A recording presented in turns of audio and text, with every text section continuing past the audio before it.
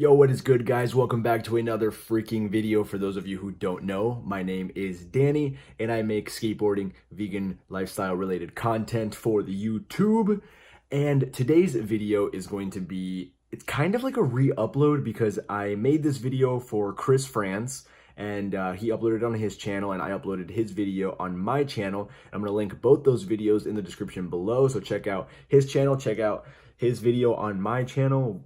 I don't know what I'm saying anymore, but I wanted to re-upload this video here on my channel for those of you who somehow must have missed it, didn't see it on his channel.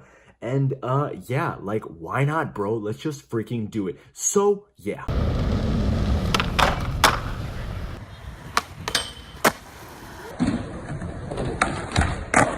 We're gonna learn how to do frontside blunt slides on ledges today. Specifically on ledges. I can do them on rails, but I think they're way more fun on ledges. But I will show you a few of them on a rail as well, just to, you know, prove that ish, bro, because I can do them. I'm not lying. So yeah, let's just get right freaking into it. All right, so when learning front blunts, you're gonna wanna know how to do front board slides, back 180s. So I suck at front boards. I used to be really good at them, but now it's just like a weird trick for me. I can still do it, but it's not as great, so don't judge me on the front boards.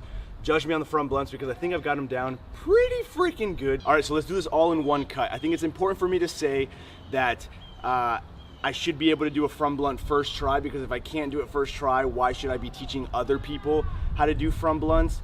So let's do this right now. I'm hardly even warmed up, so keep that in mind. I've done a couple of front boards and a couple of back 180 attempts over the bench. But let's just do a freaking front blunt. Let's see, the time is,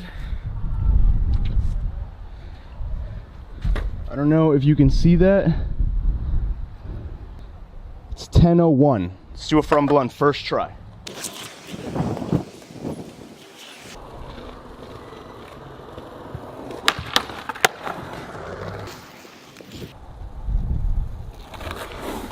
First tee, what time is it? 10:02. I freaking did a front blunt first try. So guys, listen to the tips that I'm giving you on how to do front blunts, because I think I've got it figured out. It's a pretty simple trick for me. So let's move on to foot placement. All right, so the foot placement is pretty freaking basic. I like to put my front foot like kind of halfway on the board, and then my back foot like right on the center of the tail, like covering most of the tail, but like really on the edge right here where you can get like a really nice pop.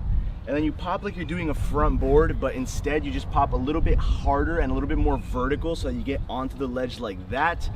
And then that's where like the back 180 kind of comes into play, because your shoulders do this like twisting motion.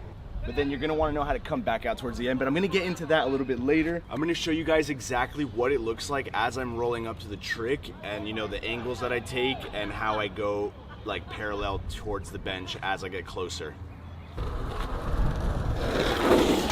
Right there where I bent my knees is exactly where I would start like getting ready, and then just pop for the front blunt. So how do you get the slide to work? I think that's like the problem that a lot of people have, is getting the board to be able to slide like that. And all I can really say is, as soon as you like do the pop and you get into it, you apply like an insane amount of pressure on the back foot, and that's what keeps the board like going in that direction. Your shoulders are going to be kind of turned because you need to be upwards like that. And that's going to help with the momentum as well, but pressure on this back foot is going to be like the most important part of this entire trick, because a lot of people will just get into it and like slide out that way, or like get into it and the board just shoots out.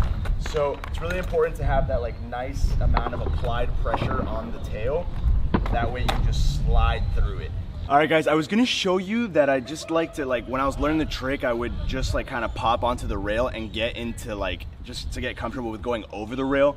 But somebody waxed the living crap out of this rail, and so I'm not gonna try it all. Good thing I checked the rail first with my foot, because that thing is insanely waxed. But so I do have an older clip that I'm gonna dig up, and I'm gonna put it right here. You just kind of want to like pop, like try to get comfortable with like going over the rail or the ledge or whatever, and kind of like sitting on it. I think it's easier to practice that on a flat bar, because you're not gonna like Like you can actually like control the way the tail falls in. But practicing on a curb or something really small at first is very helpful. From what I've heard from a lot of people is that they're too scared to just go over the obstacle because they feel like they're either gonna go too far over or they're gonna like clip on the way up, which has happened and can happen.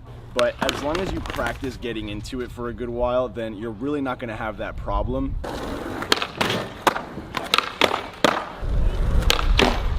All right, so let's say you're trying front blunts.